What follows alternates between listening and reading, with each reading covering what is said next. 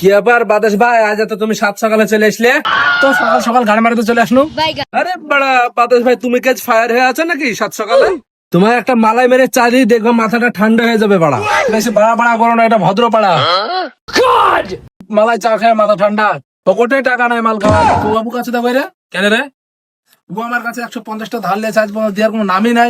বাতাস ভাই, তোমার চায় চিনি বেশি দেবো না কম দেবো? রেজাল্ট আমার এমনি খরচি আছে, তুই একটু বেশি করে দে। আচ্ছা ঠিক আছে, চা কি গ্লাসে দেবো না মাটির ভাড়ে দেবো? ভারী দে। দুধ বেশি দেবো না কম দেবো? আচ্ছা পথ মারার পালায় কোনো রে, একটার পর একটা প্রশ্ন করে যাচ্ছে। রোড বাড়া, এত প্রশ্ন কিসের?